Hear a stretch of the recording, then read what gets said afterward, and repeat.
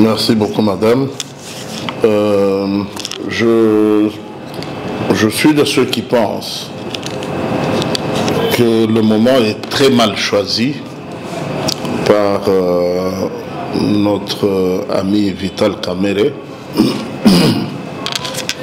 pour la simple et bonne raison que pendant toute la période de la campagne électorale, le leader qui a bénéficié de la confiance du peuple congolais, c'est son Excellence, Monsieur le Président de la République.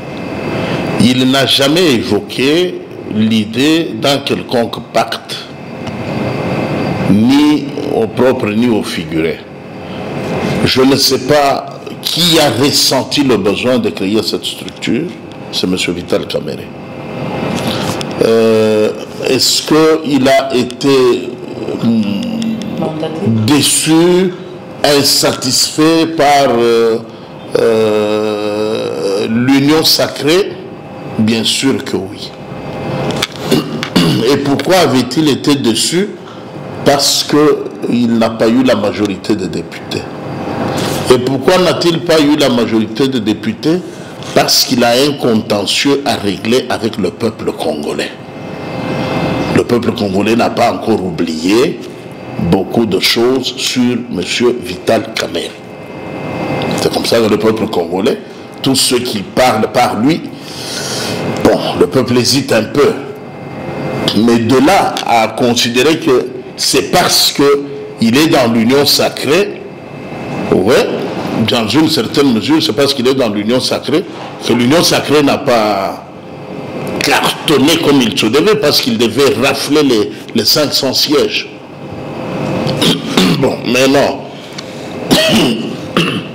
Sortir de la campagne, le chef de l'État prête serment. Il demande qu'on fasse bloc, qu'on resserre le rang, qu'on corrige les erreurs qu'il y a eu par le passé. Est-ce que c'est une façon de trouver refuge en dehors de l'union sacrée, dans un autre bloc, comme pour dire, quand on veut corriger les erreurs, et que soi-même on fait partie de ces erreurs-là, il faut trouver un mécanisme pour échapper. C'est encore mal vu. On ne va pas retourner auprès des mêmes Congolais, pas avec le directoire de l'union sacrée, mais avec quelqu'un de mécontent ou de prétendument plus malin que les autres. Non. Ce n'est pas nouveau. C'est du déjà vu, c'est du déjà vécu. Nous attendons voir. L'autorité morale de ce pacte n'est pas du tout le président de la République. Ça aurait été lui. On comprendrait qu'il y a complicité, il y a convergence de vues, il y a complémentarité. Il n'en est rien. C'est une initiative non maîtrisée par le directoire de l'Union sacrée, qui ne vient pas du chef de l'État et qui n'a pas le soutien du chef de l'État, par conséquent, qui n'a pas le soutien du peuple. S'il faudra affûter les armes pour aborder cette histoire en face, le peuple, nous sommes bien disposés à aborder cela en face, mais quelque part, l'homme congolais devait se gêner un peu, parce que on est prétendument pacificateur, on est prétendument boutiste. Bon, mais l'histoire, elle est encore très fraîche dans les mémoires de gens. On aurait voulu bien voir le changement des acteurs, peut-être. Ça pouvait laisser l'ombre de quelques doutes. Voyons un peu ce que ça va donner.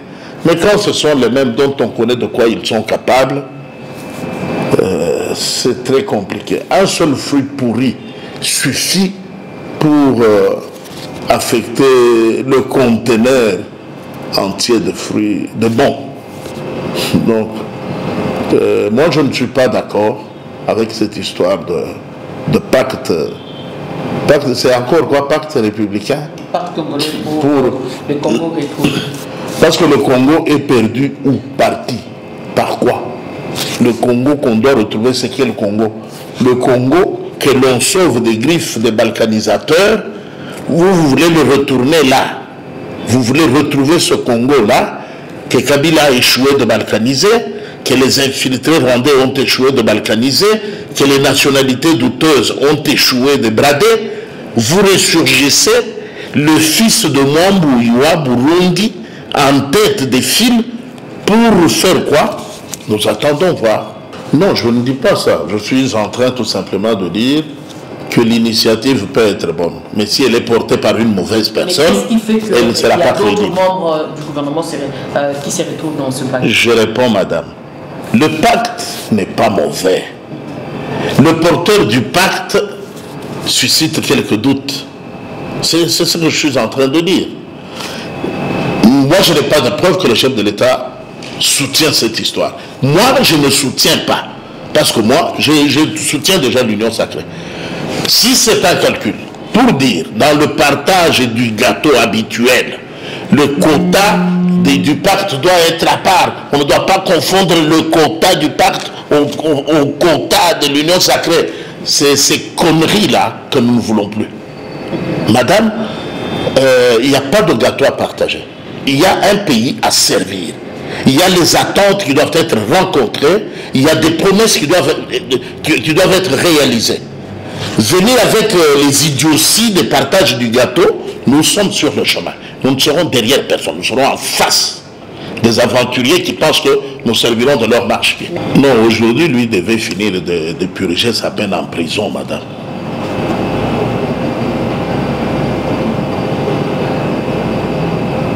Ceux qui disent que c'est lui qui devait briller la magistrature oublient qu'il est... il devait d'abord finir de purger sa peine en prison pour avoir battu les records de détournement qui ont occasionné le procès de 100 jours. Nous avons la mémoire fraîche. Je n'ai pas de preuves que ces accusations étaient fausses. Je n'ai pas de preuves que cet argent a été restitué au trésor public. Il y a beaucoup de doutes. Je ne sais pas tout de suite, moi, prendre position de blanchir qui que ce soit. Non, je retiens le souffle. Et s'il y en a, les uns le voient à la magistrature, les autres le voient en train de purger sa peine en prison, les autres encore veulent le voir en train de faire une introspection, un examen de conscience, en train de s'interpeller lui-même pour dire on m'a assez vu, on a assez parlé de moi, est-ce que je peux d'abord me retirer un peu? Il y en a aussi qui voient les choses de cette façon, et je suis l'un de ceux-là. Tout à fait, ça cadre avec les attentes du chef de l'État, c'est porté vers la personne mauvaise. Madame, si aujourd'hui quelqu'un doit nous apporter les manuels pour que nos enfants étudient gratuitement, c'est une très bonne chose. C'est une initiative à soutenir, à encourager, à féliciter. Nous devons dire à ce monsieur merci d'avoir pensé à nos enfants en leur apportant les fournitures scolaires. Seulement si cette personne s'appelle Paul Kagame, il faut brûler ces livres-là.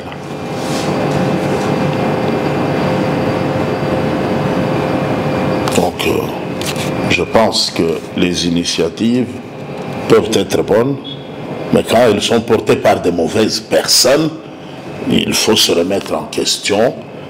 Pourquoi seulement... Il y a plusieurs personnes, vous dites qu'il y a 6 autres membres qui ont... Mais parmi eux, on pouvait prendre l'un d'eux, placer devant. Ça passerait sans soupçon, sans inquiétude, sans réveiller les souvenirs douloureux. Pourquoi seulement Saint-Paul?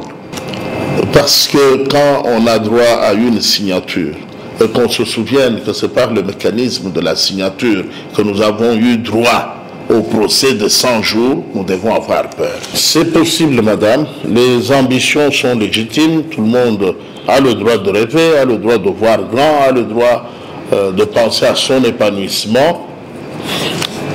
Mais pour avoir fait quoi? On peut mériter ça pour avoir fait quoi? Pour quel exploit? Pour quel acte de bravoure? c'est mieux. Même le crapaud de notre ami, c'est qui? Le crapaud qui veut se faire aussi gros que le beurre. Hein? Donc, tout le monde a le droit de voir gros, mais seulement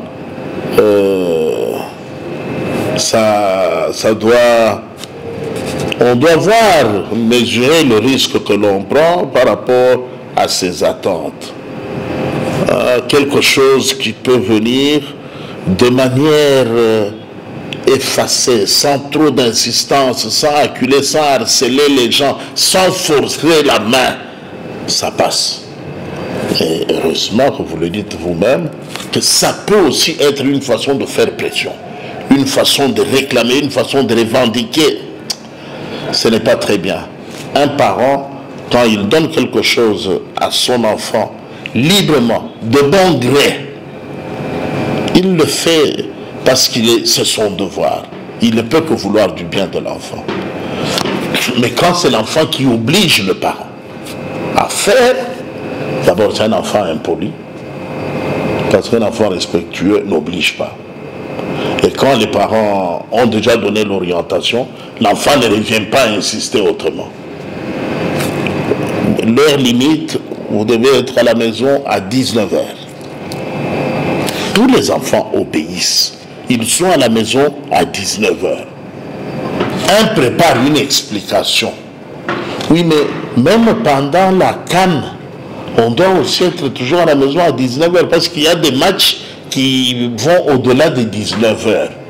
Non, papa, moi je trouve que pendant les jours de CAN, on peut d'abord surseoir à ce principe d'être à la maison à 19h. Après la CAN, on verra dans quelle mesure reprendre ça. Oui, mais va faire ça chez toi, pas chez moi, parent. Chez moi, il y a une télé que tu peux regarder, tu suis le match. Non, parce que moi, je me suis avec les amis, oui. Alors, si tu es déjà adulte, à mesure de décider pour toi-même, ben, prends ta direction, va chez toi. Personne ne viendra te dicter ce que tu es censé faire. Mais tu ne peux pas être chez moi, faire de chez moi un chez toi, où nous devenons deux chefs.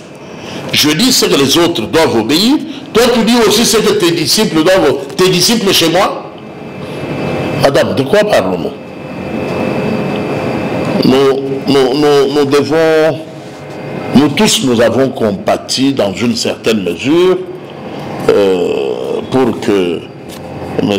Kamere recouvre sa liberté sans être nécessairement mis d'accord, convaincu que les accusations n'avaient pas de raison d'être ou que les préjudices infligés seraient réparés ou non. Mais quand même, ces soupçons-là méritaient qu'ils restent un peu dans l'ombre. Ces soupçons-là méritent qu'ils restent un peu dans l'ombre. Même si ce sont de très bonnes initiatives. Une bonne initiative, quand on sert la nation, l'essentiel est de voir cette initiative prendre corps. Mais vouloir que ce soit absolument vous, là ça devient de l'individualisme.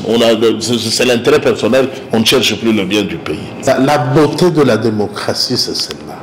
On a un président démocrate qui le soutienne ce pacte, qui le soutienne la dynamique qui va naître, qui le soutienne l'union sacrée. Rien ne nous enlève à nos peuples souverains le droit d'exprimer notre opinion. C'est ça. C'est pour ça que nous disons merci à Dieu de nous avoir donné un président comme celui-là. Démocrate de première heure, tolérant comme pas possible, disposé à écouter les autres. Eh bien, les autres ne sont pas que les politiques. La société civile aussi. Le peuple dans sa globalité aussi. Les Congolais dans toute leur diversité.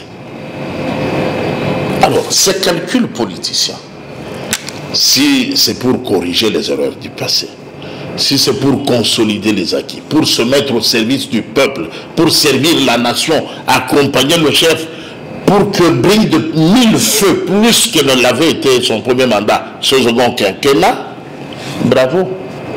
Nous avons le droit de douter pour les contraindre, les obliger de faire mieux. Mais si ça va se limiter au partage équitable et équilibré du gâteau, nous serons debout, madame, en face des gens, pas derrière eux. Mais parce qu'il y a certains qui réclament déjà que l'UDPS, la famille présidentielle du chef de l'État, a raflé beaucoup de sièges au détriment des autres. Pas au détriment des autres. L'UDPS a été préférée majoritairement par les Congolais. C'est tout. Voilà pourquoi dire au détriment des autres. Nous, on avait des gens ici qui ont refusé de croire qu'il y aurait élection. On a vu des gens ici qui ont investi toute leur énergie dans un certain dialogue qui devait avoir pour principe une transition, un programme. Il y a des individus comme ça qui sont trempés là-dedans. On a vu des gens crier haut et fort. Le 20, il n'y aura pas élection, et même s'il y aura élection, ça va déboucher sur un chaos. On a vu des gens appeler dire il faut un leader courageux qui prenne les devants et le peuple va le soutenir pour arracher le pouvoir aux autres. On a tout entendu, madame. Qu'est-ce qui est nouveau? Alors, vous, les gens préparent les élections, vous préparez la contestation, vous préparez le dialogue, vous préparez la transition, vous voyez le vide à la date du 20, vous affûtez les arguments et les armes pour la transition, et vous voulez quel résultat aux urnes? Qui devait voter pour vous? Vous dites à vos gens qu'il n'y aura pas d'élection. Ça ne sert à rien d'aller voter, parce que même s'il y en a, ça va donner le droit au désordre. Où est le désordre? Et maintenant vous commencez à regretter, non, on n'a pas voté pour nous. Non, c'était un chaos. Non, on avait fait.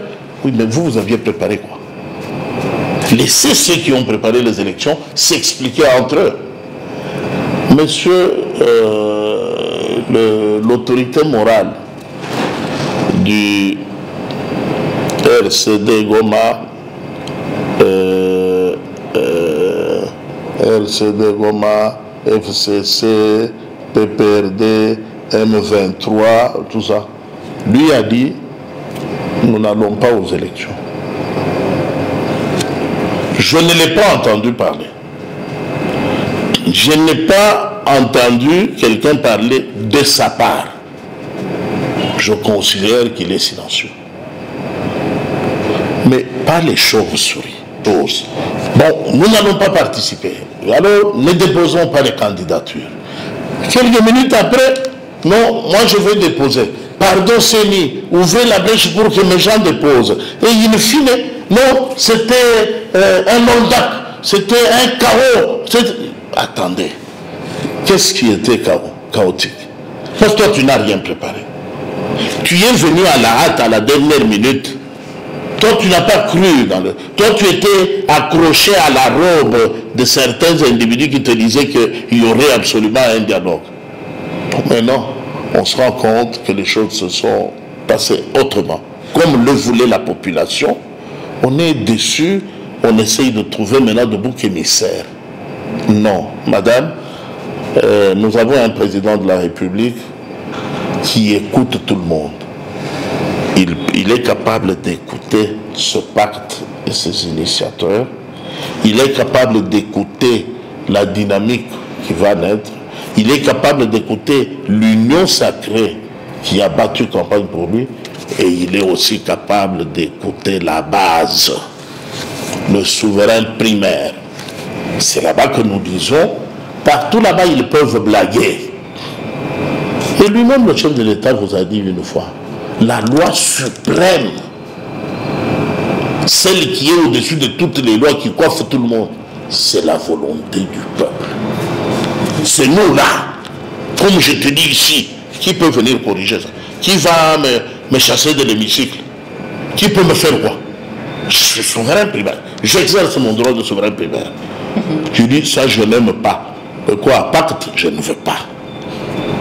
Et quoi encore? Il dit je ne veux pas. Union sacrée, oui, j'ai eu les preuves. Ils se sont unis, ils se sont battus, ils ont gagné à la loyale. Si tu es fatigué d'exercer des fonctions dans l'union sacrée, passe dans les rangs, laisse les autres devant. Qui t'a dit que toi tu es créé pour être toujours devant? Et que quand tu es devant nous, nous sommes rassurés. Qui te dit ça? Que quand toi tu es devant, nous, peuple congolais, nous sommes contents, nous nous sentons à l'aise parce que tu es là. Attention. L'heure ici est encore à l'apaisement. Le combat est terminé. On a déjà proclamé le vainqueur. Maintenant, rassemblons-nous. Resserrons les rangs. Faisons bloc. L'unité. Mais ce n'est pas l'union sacrée qui opprime, madame. C'est le peuple congolais qui a sanctionné les gens. Mais est-ce que vous ne pensez pas que l'opposition aujourd'hui risque de s'appuyer de cette démarche de Vital Kamerhe pour se dire voilà, il y a déjà la guerre au sein même de la famille politique entre eux, nous ne sommes même pas là? Non, la guerre des intérêts. Oui, pas la guerre de leadership. Si quelqu'un était assez fort, il aurait un nombre suffisant de députés, il n'aurait pas besoin de créer d'autres choses. C'est un aveu de faiblesse. On cherche à coaliser, on cherche à être nombreux quand on est minoritaire. Alors, madame, vous pouvez me croire, cette affaire, moi, je tire M. Vital Kamerhe, je tire les oreilles de M. Vital Kamerhe pour lui dire, M. Vital Kamerhe, vous avez la chance de permettre aux Congolais d'oublier ce qu'ils vous reprochent. Vous avez la chance de vous faire pardonner par l'opinion nationale. Vous avez la chance de vous faire aduler par le souverain primaire. Mais on dirait que vous êtes en train d'avancer dans la mauvaise direction. On vous a menti que si vous prenez le devant, vous êtes un stratège. Non, il n'y a rien de stratégie, mon cher monsieur Vital Kamerhe. Les cadres de votre parti se plaignent pour votre façon de gérer les opportunités qui se présentent à vous. Vous êtes trop sélectif dans le sens de ce qui apparaît aux yeux de membres de votre parti comme un tribalisme. Les gens qui vous servent, qui se battent pour votre parti UNC, ne se retrouvent pas, parce que les intérêts ne sont limités que dans votre cercle et dans votre famille. Moi, je peux vous le dire comme ça, parce que vous ne pouvez rien me faire. Les cadres de votre parti, s'ils disent vous allez les sanctionner. Mais à moi, ils l'ont dit. Alors, en attendant qu'on apprenne demain après-demain qu'il y a eu UNCL Tonia, je vous demande d'être calme, de vous battre pour obtenir d'abord le pardon du peuple congolais. Autre chose à ajouter? Non, bon, je demande aux amis qui sont allés dans cette affaire que cette histoire est de trop. Il y avait des groupes multiples. Le chef de l'État s'est battu pour rassembler tout le monde dans le bateau de salut. Mais parce que le champ est ouvert encore. Oui, qui était appelé Union sacrée. Pas pour la République, mais de la République. C'est-à-dire, la République s'est unie elle-même. Elle s'est solidifiée. Ce n'est pas une union qui vient, que l'on vient imposer à la République. Non, c'est le pays lui-même qui se réunit, qui s'unit. Maintenant, vous, tout ce que vous trouvez à faire, c'est de désintégrer l'union sacrée. Boycotter l'union sacrée. Quitter le bateau du salut. Essayer de réinventer la roue. Pour nous amener, parce que le leader idéal, c'est déjà le providentiel président que nous avons. Maintenant, votre histoire là, c'est beaucoup plus pour vos ventres et vos poches et vos familles, ou est-ce que c'est pour nous, peuple congolais? Vous savez que nombreux ont été d'office pardonnés du simple fait de s'être repentis en quittant le M23 tout de suite pour embarquer l'Union sacrée. RCD, CNDP, M23, FCC, PPRD, c'est la même chose. Vous êtes parti de là, vous avez intégré l'Union sacrée, le peuple vous a accordé le bénéfice du doute. Voyons comment ils vont se comporter. On vous a vu rester dans une certaine mesure loyale. Est-ce que c'est parce que vous étiez aux affaires ou est-ce que c'est parce que vous vous êtes converti? Maintenant, vous avez l'occasion de nous convaincre si vous êtes là par opportunisme ou si c'est vraiment que vous voulez servir la République de manière désintéressée. Il n'y aura plus de choses, on ne va plus vous pardonner en masse. Hein. Maintenant, on vous tient à l'œil. Hein. Faites très attention. De toutes les façons, nous avons un président qui refuse que son ombre vous serve désormais de refuge. Vous êtes exposé au regard, aux appréciations, au jugement du souverain primaire. De vos bases électorales, de vos circonscriptions électorales. Et à ce niveau-là, il n'y aura pas d'intervention des IMEI. Ça, c'était le passé. Hein, parce que la majorité, vous êtes éduqués, modelés dans ce système de IMEI a dit IMEI. Ça, c'est terminé. Si vous pensez que vous pouvez recommencer ça aujourd'hui, organisez-vous pour que d'aucune manière alors, le directoire de l'Union sacrée n'exprime la moindre inquiétude. Parce qu'à la moindre inquiétude, nous allons nous dresser. Vous avez vu que la rue est déserte, non? Tous ceux qui ont tenté, les Yuma, je vais dire ça comme ça, hein, les Yuma qui ont tenté d'appeler les gens, marcher, faites ceci, ils ont compris que la rue est déserte, elle est vide. C'est nous qui faisions le poids de certaines églises. Nous ne sommes pas là, les églises sont intactes. Qu'elles osent maintenant, on va voir un peu. Ne faites pas l'erreur, mes chers compatriotes. Vous êtes en harmonie. Certains d'entre vous ont été élus parce que le peuple leur fait encore confiance. Il y en a qui n'ont pas été élus pour diverses raisons. Il y en a qui seront probablement reconnus élus après les tractations au niveau de la Cour constitutionnelle. Mais vous avez intérêt à gérer et préserver la confiance du souverain primaire. Si vous êtes allé dans cette histoire sans trop bien maîtriser les tenants et les aboutissants, rétractez-vous. Évitez de vous afficher au premier plan. Retournez dans l'Union sacrée. Jusque-là, le peuple n'a pas exprimé de désaveu par rapport à l'Union sacrée. Mais nous vous tenons à l'œil.